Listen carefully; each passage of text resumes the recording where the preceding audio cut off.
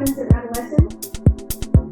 So increased complexity of their emotions, greater ability to identify their emotions and to express a wider range of emotions, and that gives them a chance to happens in adolescence.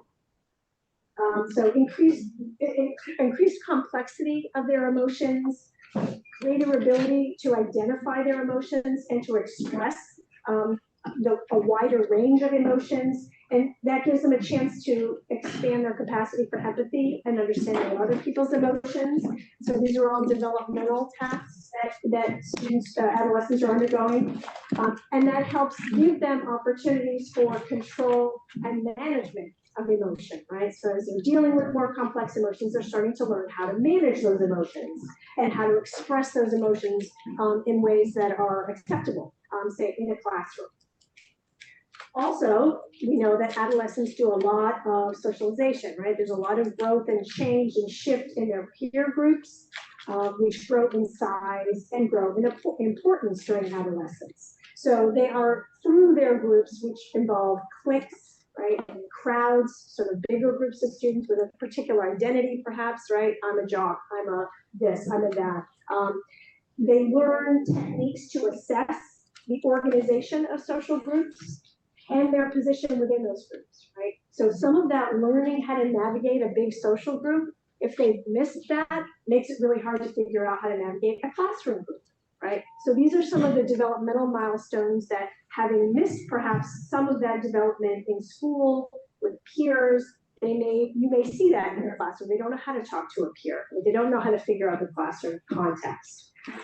It also gives them some insight, this social learning, into the rewards and costs of extensive group identifications, right? What does it cost me to be identified as a certain kind of kid?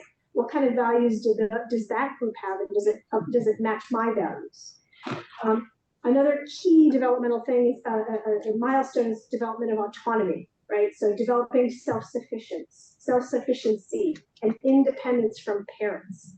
COVID kept kids home, right? And so some of that development, that opportunity to be out with your friends, to be doing things on your own, to feel the confidence that you can do things, manage things on your own. They missed some of that development as well. So sort of creating those opportunities for that development can be really impactful for students. And then finally, identity development, a really key part of this age group's development. If we explore new identities, right? As now I'm a college student. What does that mean to be a college student, right? There's a lot of gender identity, sexuality identity, ethnic identity development, right? All of these are happening in sort of the late adolescence, early adulthood when we see them. So these are things that are impactful and that we want to keep in mind. If you think about what we're seeing in our classrooms that may be difficult. So, hi everybody. Is this working? Okay. I'm Corey Head. I'm the Associate Director of the Counseling Services Center, also a psychologist. And probably I've gotten a bunch of emails from you, but I am really like the first point of contact for any student who needs to see a counselor. So please email me if you need a student to meet with a counselor. I set up all the appointments and get people connected to counselors. So I wanted to spend some time talking with you today about what is the state of our students' mental health right now.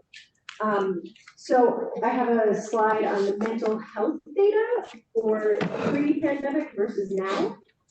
There's lots of bullet points here, but okay, so the last couple of years have done a number on all of us. I'm sure everybody has seen things like people going crazy in the subway more, you feel it in yourselves, and also probably in your classrooms. And it's not just the pandemic that happened to us, it was also racial injustices and global conflicts and climate change. So self-reported stress levels of every age group rose from 2019 to 2023. And then also a survey that interviewed adults experiencing anxiety and depression. These numbers are pretty incredible, actually. So in December 2019, 11.3% of adults reported symptoms of anxiety and depression. And in October 2023, 34%. So it's really what you're seeing is real. You know, the mental health is in crisis right now with most people. 1 in 5 young people report that the pandemic had a significant negative impact on their mental health. 1 in 3 young adults report experiencing mental illness. And then everything is up, you know, emergency department visits for mental health, crisis stuff, drug use, alcohol use, all of that has increased significantly. I think there's just one more bullet point about the data, where you can get that. So I think most of you know, but most of our John Jay students have experienced some kind of trauma in their lives, right? So the pandemic actually compounded all of these symptoms, and it ended up with what we know as complex trauma, which is just trauma that's ongoing and affects basically everything. Some of the reasons that the pandemic compounded symptoms were the social isolation and, like Angela mentioned, no separation from school, work, home, especially if you're still living with an abusive family member. So all of this exacerbated the mental health symptoms of most of our students. So complex trauma, it just creates this threat that impacts development in multiple ways. So, you know, Angela's talking about sort of normal development, and all of this stuff has been impacted by pandemic, by trauma that they've been through in the past. And you can put the other, yeah, and the last one, yes. So just, I think to know that it just affects everything, especially the affect and behavior regulation. And then the next slide. So the symptoms associated with complex trauma are way more severe than single incident trauma. And the most frequently reported results are poor affect and behavioral regulation. And this is probably what you're seeing in your classrooms. So the behavioral difficulties are controlling impulses, complying with authority figures, exhibiting appropriate frustration tolerance, using appropriate self-soothing behaviors when experiencing negative emotional states. And it also creates cognitive difficulties, poor executive functioning, language delays, learning problems, and inattention. So what can you do? What can you do if you have a student who's in distress? You can move to the next slide. So if you are concerned about a student's mental health, encourage the student to come see us, encourage the students to email me. If you want me to, or a counselor to reach out to a student, just shoot me an email and we're happy to do that. We offer crisis counseling, group counseling, one-time sessions, ongoing sessions, and we will not turn a student away. We might not do ongoing counseling with every student if they need something else, but every student can be seen by a counselor if they want to.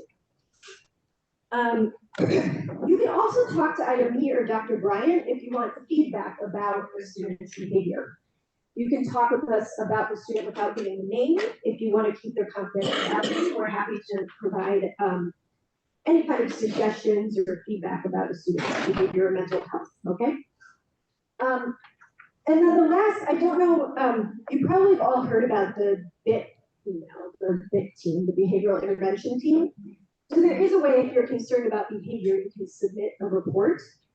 The point that I want to make is if it's mostly mental health related, like a student has suicidal thoughts or you want a counselor to check on them, please just email me and not the BIT email. The BIT email has like 1 million people on it, and so it doesn't keep the student's confidentiality. Of course, like if it's an emergency, email BIT, email whoever, but if it's just a, hey, can someone check on this student, just reach out to me. And that, I think, is where I ended with, I just had a slide with our contact information and some crisis numbers.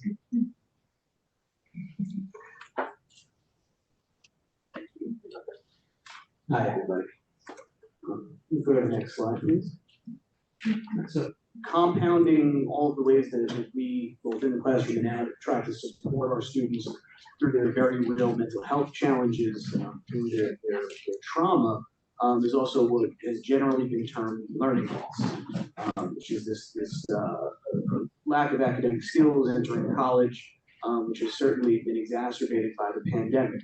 2 years of school at home, especially in those very important high school years, has led to having a group of students who we've all taught them, right? They just feel less prepared for the rigors of college, for the rigors of academic life, who are not as well prepared as students used to be to do the things that we asked them to do.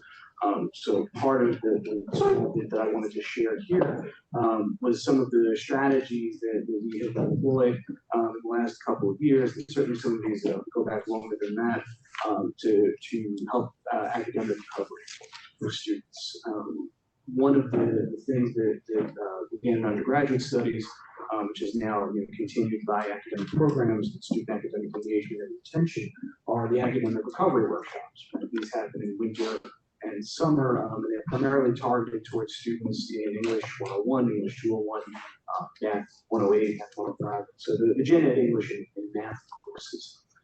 The idea behind this is that, see, reference that in the capstone example down the bottom of the slide, was that for some students, right, 15 weeks is just simply not long enough to learn the material that they need to learn and to engage in the kind of academic work we're asking them to do. These workshops, which take place after the semester, allow students who have completed a course, that have earned an F or have earned a B, to do more work after the semester has ended in an effort to improve their final grade in those courses. And those workshops are very successful. But again, they're very specific to our English and math gen ed courses. There has also been a small effort, one that we'd love to expand, in doing this for major courses. Right? One that I'm more familiar with is the one that we did in political science, which we started while I was chair of the department, is the review and improvement for the capstone course. And recognizing that students come to that course in larger measure than in the past, not prepared to engage in the kind of research that we asked them to do. This was 3 weeks during the summer, where they were essentially introduced to what we were asking them to do in the research capstone. Again, this was what I think a successful effort to essentially give students more time. Right? Students who would not have been able to complete what we wanted them to do in 15 weeks now have an extra 3 weeks to begin engaging with the research process. Right? It was a way to give students the time they needed to support the building of the academic skills that they needed to be successful. One question that comes up is, how do we know what we have to work on? As we see kind of towards the top of that slide, right? Assessment. Right?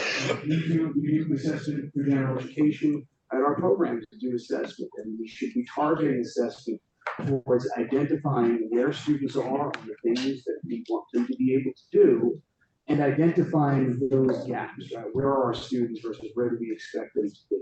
And what I highly encourage everyone here to do is when you do those assessments, when you identify those gaps in student knowledge and skills and learning, please come to us. Come to me, come to Dean Johnson Dias. Talk to us about ways that we can help you design interventions to support the academic development of our students. Oh, that's me. Y'all seem really somber. I was in my office and I thought it was a 12:45, not 12:30, so my apologies for being late. I'm going to talk to you a little bit, building on what Andrew has talked to you about, which is confidence and academic confidence. And I want to talk about this issue in light of, and especially highlighting the need to think about who our students are. We're a largely Hispanic serving institution, Black and brown kids, immigrant kids, poor kids. And confidence is really essential for our academic success. It's essential for all of us, but when you have these intersectional identities, it becomes more compounded. And so much of what I will say has to do with our ability to make that real in the way that we are engaging our students. And I want to frame it for you because you're all so smart in a conversation about self-efficacy. A lot of conversations usually begin with thinking about self-esteem, stuff that has to do with bolstering our students' feeling about themselves, right? We have psychologists all over here, right? I'm a sociologist, so I often tell people I cannot describe what's happening on the inside, but I can sure tell you about what's happening on the outside, right? And so I want to talk to you about another thing, not esteem, but efficacy. The ability to think that you can influence things outside of you, right? And in a world that our students are in New York City, in this moment, where New Hampshire failed us, Washington failed us, families fail us, and global crises fail us, our students are existing in that reality. And they're asked to come here, and they're asked to excel academically. But they're also asked to excel as it relates to the standards that we have set. Standards for GPA, right? Standards to avoid academic probation, standards of what cultural presentations of self should be. And even when they're not articulated, much like racism, right? There is this notion that the standards are white and that those standards are difficult to reach, right? And what white is amorphous in some respects. So they all likely have different notions of what that is, but it is the standard because academic institutions exist for a standard beyond what they have in their lived reality. So self-efficacy is able to come about if they feel like there's not a threat to their capacity to be able to meet that standard. And as faculty, right, those of us, we got a PhD, is an intellectual enterprise where all of us in this room spent lots of hours by ourselves. It was beautiful, right? And we became really, really smart, and we got these jobs to share the things that we know and love with people. And we get really excited when those people in front of us, called students, are equally excited about the things that we are excited about, right? That is not teaching, okay? Teaching is this other thing. Teaching is what some of us really object to, which is like, I don't need you to be excited, right? I need to train you for a set of things and to develop a set of skills. And in that process, I hope you'll get excited about the thing that I'm excited about, right? And as the world has changed, those of us who have been faculty, 17 years of teaching at the collegiate level, I was a high school teacher, I was a teacher in another life, is that the role has changed. And what it demands of us now is to be teachers. And I would say that we can embrace this because we selected to be here at John Jay, even if the motto feels hokey, because we believe in justice. We selected to stay here, not just because you can't get a job on the outside, but we selected to stay here because we value these persons in front of us that we call students. And so in the effort to make that real, we have to help them become more academically confident. And that's gonna mean that we're gonna have to do some teaching. We are going to have to help them feel confident enough that they can meet and exceed the standards, those that are stated and those that are not stated. And that regardless of their socioeconomic background, their racialized or minoritized self, that this capacity exists within them. And that confidence that we want from our students, that efficacy, we need that for ourselves first. We need to feel like we have the capacity to meet this moment, the challenge of this moment, the mental health crises that our students are facing, the academic and overwhelming challenge, the existential crisis that is called our government, right? That we have it. So we have to first bolster our own both esteem and confidence, because now we need to pass that on to them in the way that we hope to get to, right? In the way that we hope to get to when we studied all these disciplines. And so last week, Allison, in her wisdom, decided that she was going to gather her deans to go down to DC. I hate DC. And she was right. And the gathering was not only personally enriching, but it was intellectually enriching as well. We went to the AAC&U, and I learned a few things that I think are important for this conversation about confidence, is that employers want basically 3 top things from our students. They want them to have strong oral communication skills, they want them to be deeply flexible, and they want them to be good at teamwork, right? And those are the skills they value. Then there were a set of competencies that they wanted underneath it. They wanted a strong work ethic, they wanted students to feel motivated, and they wanted students to demonstrate resilience, right? Now, this is something we are capable of engendering in our students. We are capable of doing this through the academic enterprise. We are capable of building in our syllabi opportunities to practice oral communications that are in line with our standards. We are capable of being more flexible with how we think about and design our syllabi. We are capable of facilitating teamwork in the academic enterprise. And outside of the classroom, we're equally capable of engendering these things in ourselves. Many of us have not had ample enough opportunity to practice our own contemporary oral skills, right? But we need to practice that so that we can see how it's changed, right? Many of us really can be recalcitrant, right? Not as flexible because of the way we've come to think of things, and it makes us feel stable.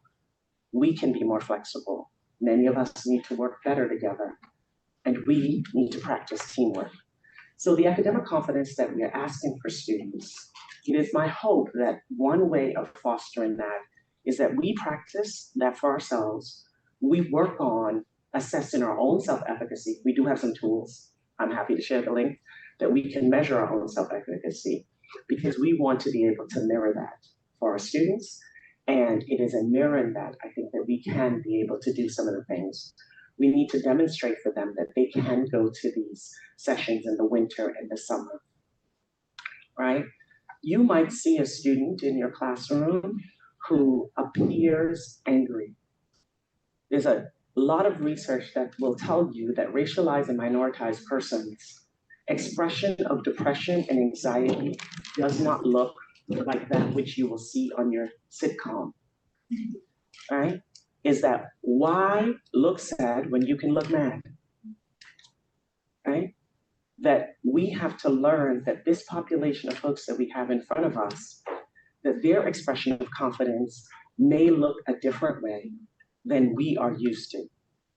And it's that flexibility, it is that understanding that is going to move us to the next level.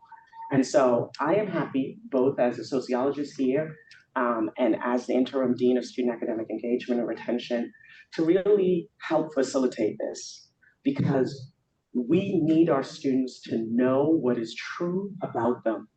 We need them to know that they too can meet this moment. They too can excel in these classes, that the standards can be revamped, that they are in fact a new standard because they're the global majority, right?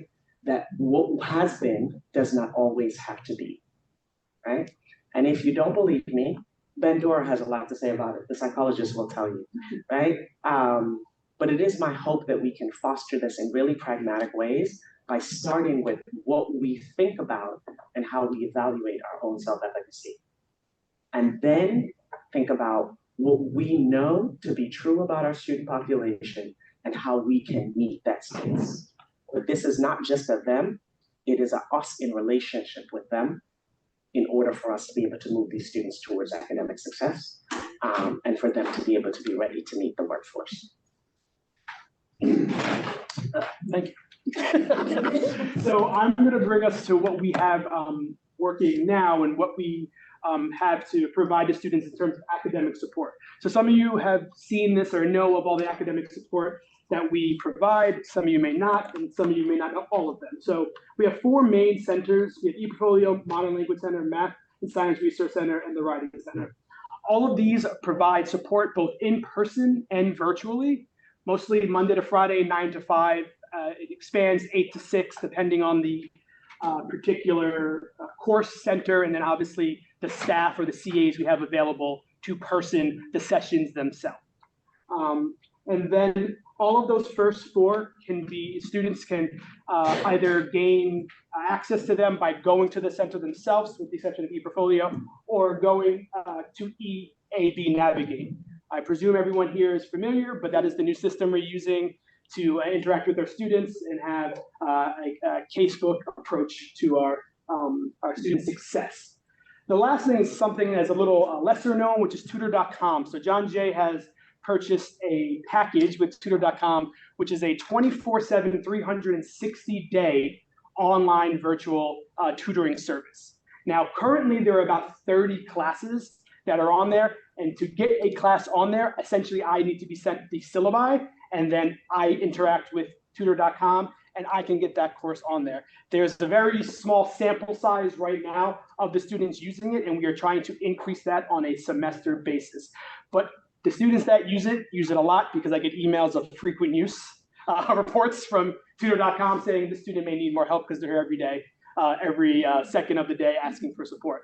But the beautiful thing about this is what the dean just spoke about in terms of flexibility. It's 24/7. So if you have these students that are night hours or working multiple jobs, they can hop on their computer and access support when it is most convenient for them, right? As the physical centers that we don't have the person power to have someone around the clock, for all the courses, right? And just to comment and trying to bring everything together, what we've been discussing is I'm sharing this with you to tell us where we are now and how we can move forward. And add it to your syllabus, but I worked with Angela already, so it's already on the template for the syllabi. Can we go to the next slide? Over here, this is like, okay, there we go. So just a few numbers. I've been very data heavy on the grade analyses and whatnot, and the interaction. So these look like really good numbers, right? We have interactions means anytime a student had a touch point with anybody in academic support, and then unique students are just that. Now, 3,600 unique students sound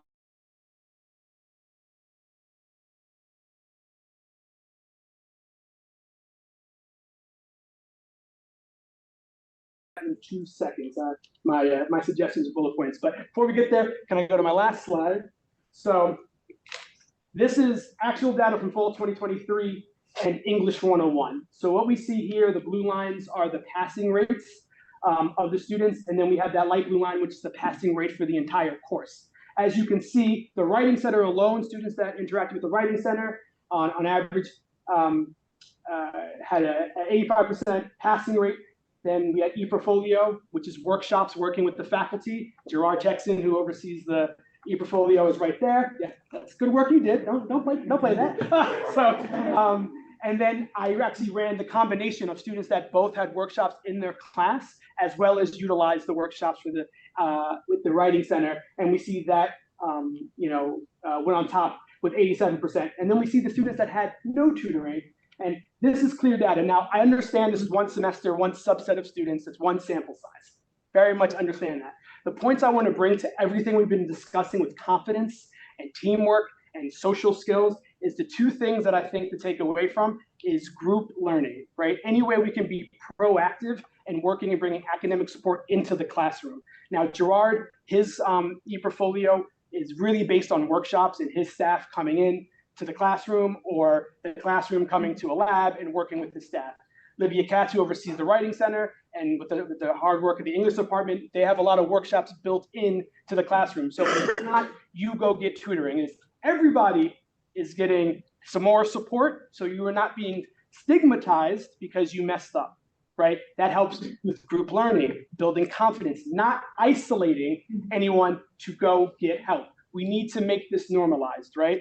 The example I always use, is with the team, right? Like everyone practices. You don't just show up on game day, right? Like we all practice together and then we succeed together, right? So I think those are the two, the takeaways of if any way we can work together with, Andrew and myself, Janice, to build any initiative where we can bring the whole class together, working and learning together would be, I think, most beneficial. Supplemental instruction is also something that's going around. We're working to figure out ways to build that back into the classroom because there has been positive success in that in higher education overall, and the idea of support coaches or academic coaches and bringing that, again, in-class support, where it's a collective learning experience. And I can't stress enough the lack of isolation to the student, because I think that is the stigma that these students, even more so, that spend all this time alone during the pandemic, right? You know, it even feels more isolating to say, okay, now you didn't do well in this test. I need you to go, you know, get more help, right? If we make it normalized in the classroom, we've seen, you know, positive responses. Again, it may not work for every class, but I believe that is where it is worth working toward. Those are my 2 cents. Okay, so we heard a lot and thought a lot over the course of the day. And in fact, I'm going to highlight something that Janice raised. And this morning, Tracy Grimsley Myers presented a session tackling the complexities of adjusting mental health in BIPOC communities. So when that recording is available, I highly recommend you check it out because it's really informative. I think what we would like to do now is invite you to think about you know, what hit you from this presentation, or perhaps what you're seeing that has really kind of troubled you, and if at your tables, sort of think about what your next step might be, or other people can suggest sharing what your challenges might have been, what steps they might have taken. So the idea being just sort of share out with each other techniques, strategies, ask questions, but just for the next, let's say, 5 or 10 minutes, talk with each other about how we're going to try to support our students' recovery. And then we'll come back together and share some of the ideas that like, I don't know if you saw all right. you were your door was closed and your door was closed. I was gonna have that. I was thought.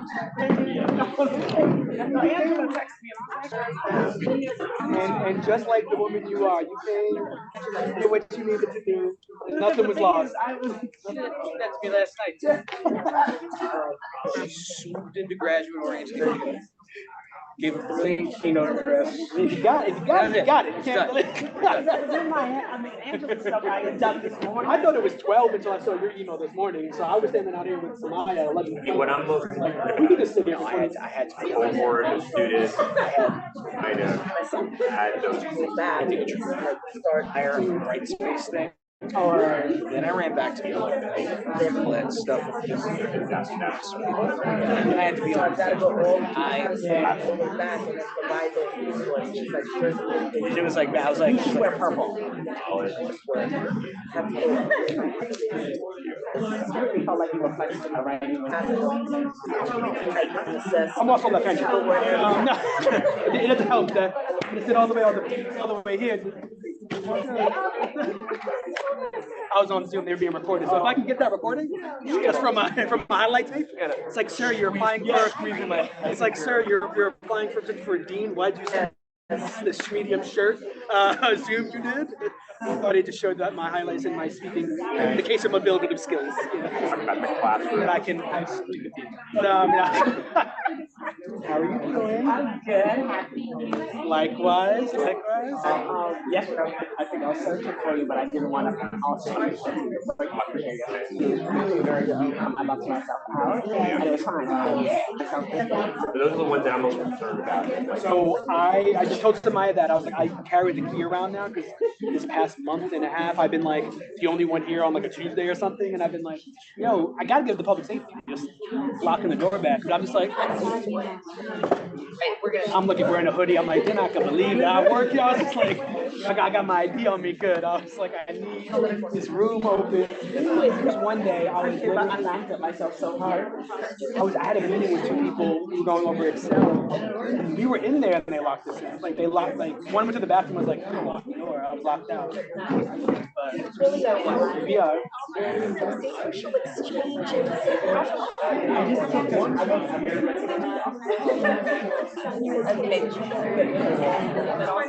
Capacity.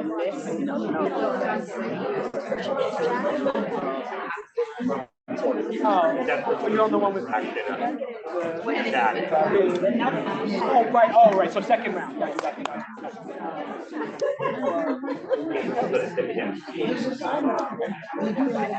had some bad attitude.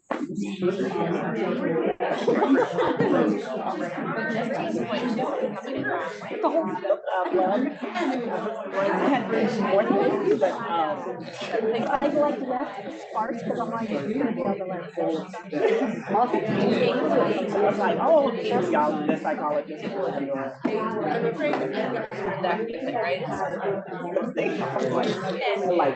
They're like Democratic self-determination.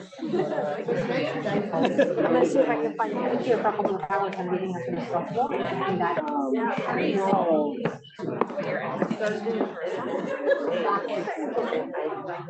and my some of the other sectors. Right, so it's a white state for Yeah, I'm not gonna lie, I ran my that being tight before I left for the I was like, yeah, it's funny. You know who's your best champion? Low key, yes. She literally Have a visual, so I try to have it more than and I was the same age. like, it's the girl that You're doing enough. you are supposed to real estate. I fall back into that all the time. I was like, do you think I should have? I was like, I do not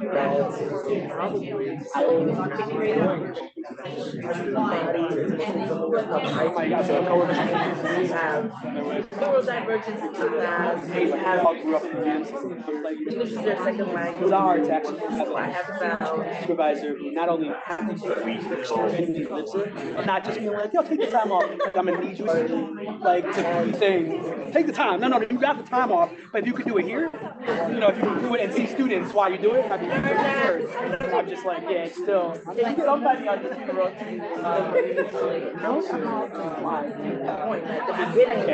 At the beginning, it was just like trial and error. I don't do it. It spoke to me too. I was back into my life. Oh, you know, I was off for I'm sure I get. and I was like, oh, I got to get all the that email. And Just to do it. work that's being, you know, I'm like making things up. I was like, I had people just like, yeah. I was schooling until yesterday. People were like, yeah, I don't want someone was in the show. If you have any data on it, and I was just like,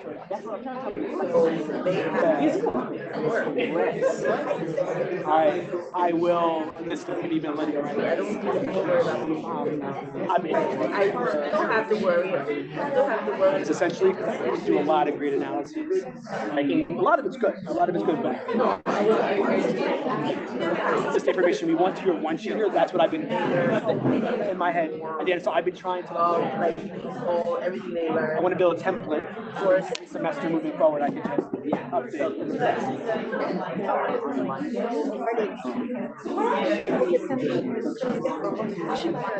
It is very, very and it's also really challenging.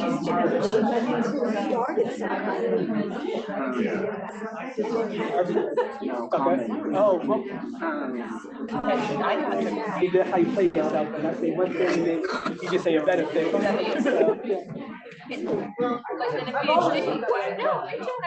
Tomorrow he comes to Noah, and he's a practice but it's just like the fact that you can't go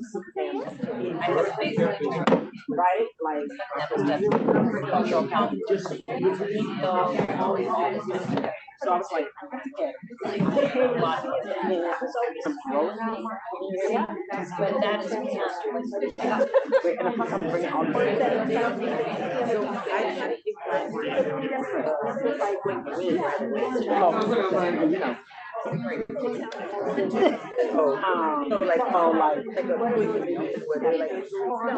like get there, like it's a quick win. But I don't tell them, you know, like I just give them, you know, I just make an assignment that's like really like so that everyone can feel really good and just like graduate. But 15 But like a big win, like, just like, wow, to get. Now is when I'm in LA. You were in LA over the break? That's another one. So I don't want like a bunch of people to leave the class.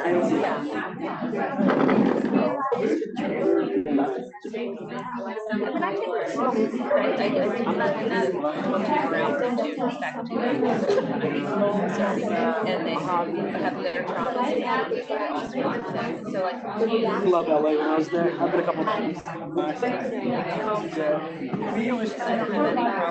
Maybe I could have seven.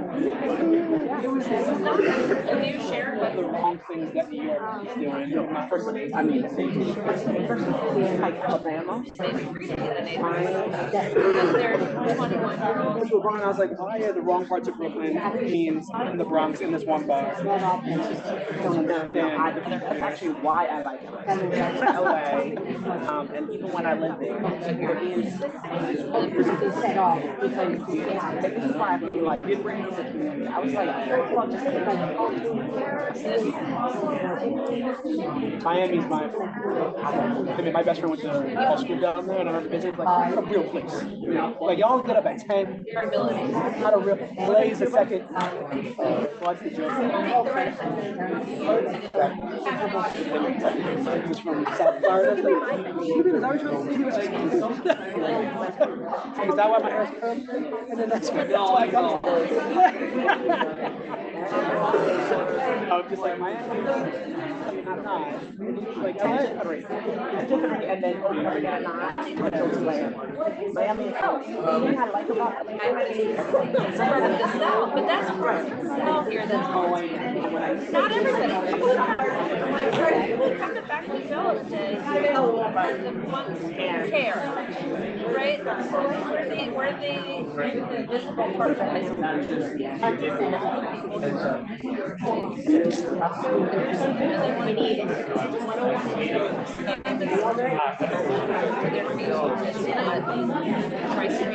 high of a home where the club parties happen. Yeah. So I'm like, wow, look at this. It's a real I also have a child. So that was it's a harder sell. Mom closed the loop when she sent me a text on something she posted that you were. I was like, yeah, that's my dean. That's the one I was trying to tell. It's like, oh, Mom, I'm trying to find it. I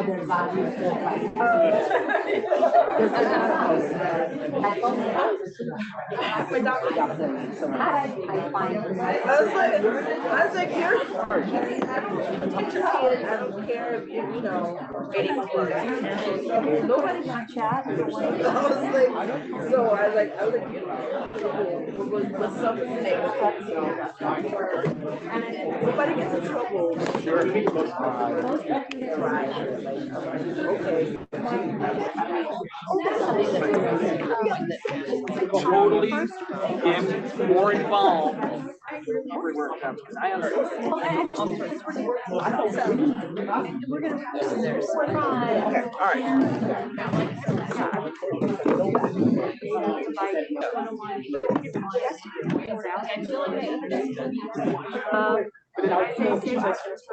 One person on the. Not me. yeah. But sometimes there's reasons to talk. And that's Absolutely. okay too. But it's okay to be there. And then you have sometimes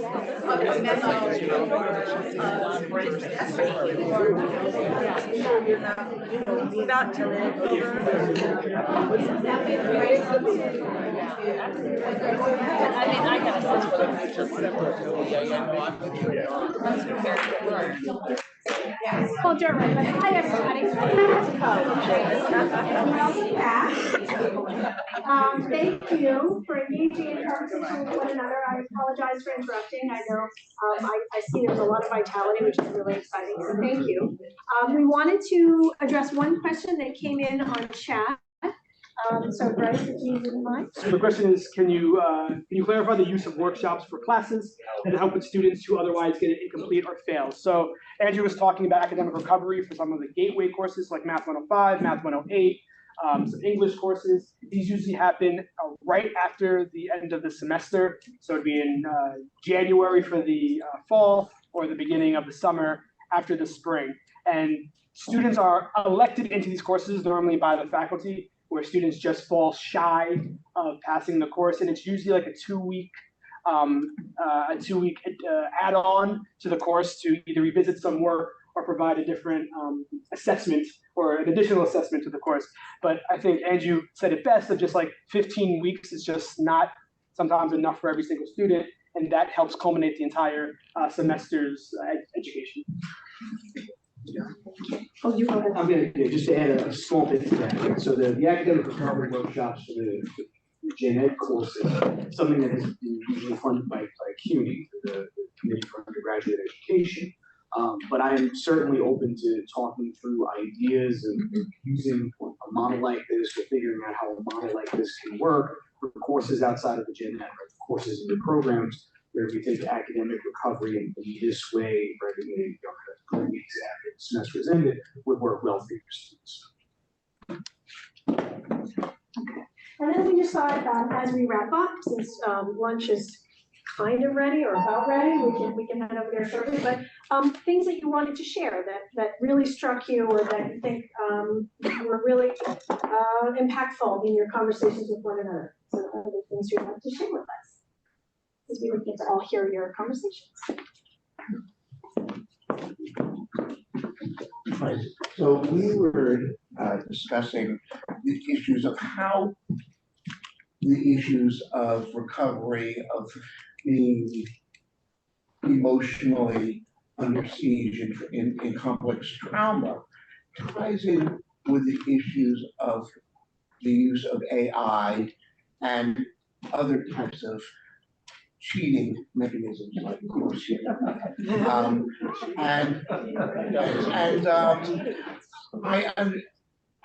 I understand that, we all understand that when students are in trauma, they're just trying to survive. And especially with the gen ed courses, they just want to get the grade so they can get through it. And that they're really, they have no critical faculty stuff. They're in utter panic and desperation. And I just had this. I'm just finishing up teaching the winter. So I had to bus 2 students who basically copied the same assignment that had been uploaded to Course Hero. And as far as I'm concerned, with these sorts of things, this is not the end. This is the beginning of an engagement with students in crisis, where they're showing that they're in crisis with these behaviors, and that many of us, I think basically, we are not only instructors, we are social workers as well.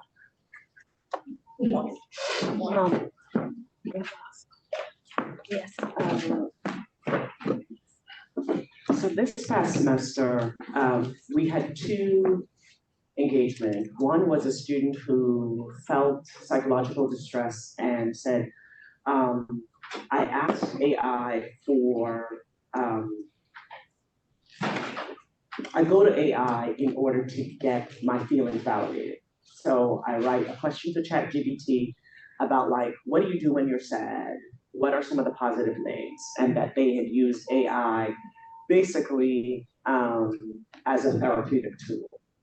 So that student is just that student, but I thought that was interesting. I'd never seen that before. The other thing was, I'm a faculty in the sociology department, and it was an ongoing kind of back and forth about what to do about AI. And I found one response to be really useful and provocative, and an educational response also, was asking students to, on their papers, to write how they used AI. Did they use it for edit? Did they use it for idea development? Did they use it for facilitating or expanding an argument?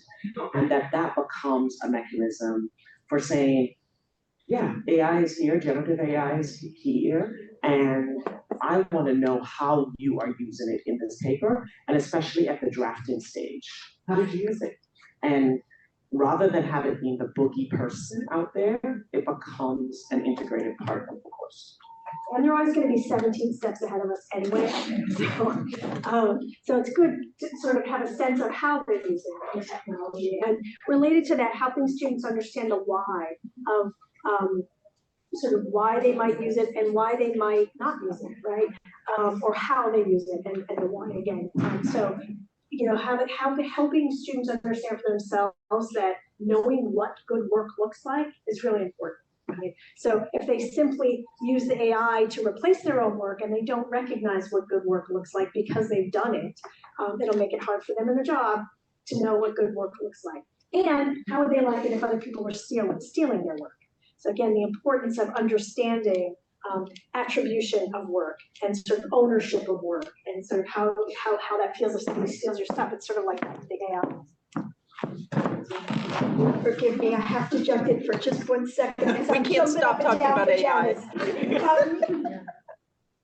Janice's, your point about having the students talk about how they do what they do, I believe is a critical part of developing that academic confidence that you were exhorting us to elicit. Our students have lost the capacity, if they ever had it, to talk about what they do and how they do it with confidence, with ownership. That's the first step for them understanding what they've got to give. So we have to learn how to ask our students to talk about what they do, and we have to model it for them because it doesn't come naturally for a lot of people. Before we close this one topic, I would highlight that Provost Keys is pulling together a task force to think through community standards, community goals, philosophy around AI. So if you're interested in participating in that, please let her know. Right. So we basically kind of talked about different approaches and tones when we're trying to address students in their writing, especially with certain word choices or familiarity with verbiage.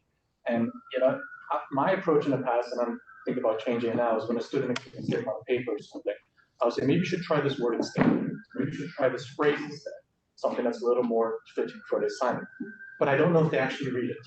And so we all of us share different opinions on how to address students. Some of us may recommend to students, maybe you should check out the writing center for assistance. However, Kim actually recommends something that's very good. Instead of taking a like a case-by-case approach, we should invite the writing center to come over and actually share with the students and talk to them about it. So this way, it's more of a group collaborative effort that has energy and engagement. And generally, it's more, it's more productive and more effective than addressed on a case-by-case basis, in which my comments may just sometimes get ignored. Any other thoughts you'd like to share from the discussion? All right, I invite you at lunch, which you should come to because it's going to be way awesome and super fun, and have swag and games. Come to the lunch in the Student Dining Hall West, second floor of the new building. But if you have questions for us,